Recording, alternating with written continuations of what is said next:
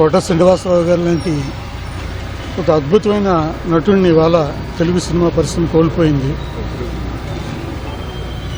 నిజంగా ఆయన ఒక నటుడిగా ఆయన చేయని పాత్ర అంటూ లేదు.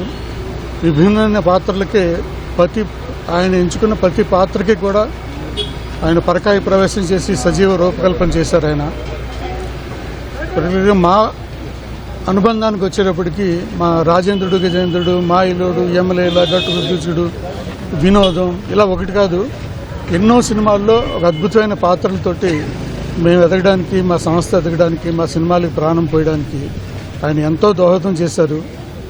చాలా మంచి వ్యక్తి. ఇండస్ట్రీ బాగుండాలి, నటులందరికీ సంపూర్ణంగా వాళ్ళకి క్యారెక్టర్లు దొరకాలని తాపత్రయపడేవారు. పర్టికులర్గా తెలుగు నటుల్ని ప్రోత్సహించమని ఇండస్ట్రీలో ప్రతి నిర్మాతని, ప్రతి దర్శకుడిని కూడా ఆయన కోరేవాడు, పోరాడేవాడు.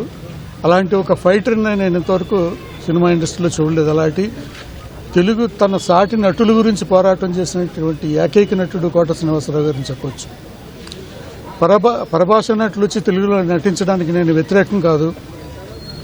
కానీ వాళ్ళు తెలుగు నేర్చుకుని ఆ పాత్రను అర్థం చేసుకుని ఆ పాత్రకి ప్రాణం పోస్తే వారితో కలిసి నటించే మాకు కూడా చాలా తృప్తిగా ఉంటుంది.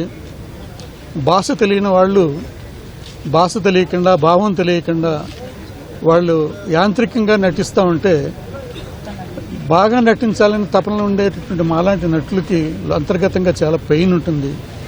అందుకోసం నేను వ్యతిరేకిస్తున్నాను తప్ప నేను ఎవరికి వ్యతిరేకం కాదు. నేను ఏ భాషలో నటించినా, అటు తమిళ కానీ, హిందీ కానీ అన్ని భాషల్లో నటిస్తున్నాను. నేను కూడా నటించినప్పటికీ కూడా ఆ భాషను నేర్చుకుని, అర్థం చేసుకుని ఆ పాత్రకి నా వాయిస్ తోటి నేను చెప్పడం అనేది నేను చేస్తున్నటువంటి కళామతలకు చేస్తున్నటువంటి సేవ. నటులందరూ కూడా దీన్ని పాటిస్తే బాగుంటుందని చెప్పి తపన పడేవాడు ఆయన.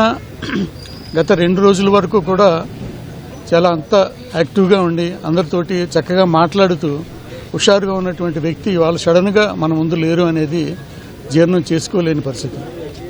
ఇటీవల రీసెంట్గా డైరెక్టర్ కృష్ణారెడ్డి గారు, నేను కూడా ఆయన పర్సనల్గా కలిసి ఎలా ఉంది, ఆరోగ్యం ఏంటని పరామర్శించి వస్తే నేను సంపూర్ణ ఆరోగ్యంగా ఉన్నాను, శరీరం వయసును బట్టి సహకరించట్లేదు తప్ప నేను మిగతా అన్ని రకాలుగాను కూడా నటించడానికి ఫిట్గా ఉన్నాను, నన్ను ఉపయోగించుకోమని అందరినీ అడుగుతున్నాను నేను అని చెప్పి నటించాలని ఆ తపనను వ్యక్తం చేసి గంట సేపు ఆయన అద్భుతంగా ఆయన మెమరీస్ అన్నింటిని గుర్తు చేసుకుని చక్కగా మాట్లాడారు.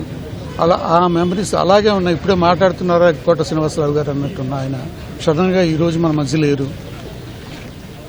ఆయన ఎక్కడున్నా ఆయన ఆత్మకి శాంతి చేకూర్చాలి. భగవంతుడిని ఆయన ఎప్పుడూ ఒక మంచి ఉన్నతమైనటువంటి జన్మను ప్రసాదించవలసిందిగా దేవుణ్ణి కోరుకుంటున్నాను.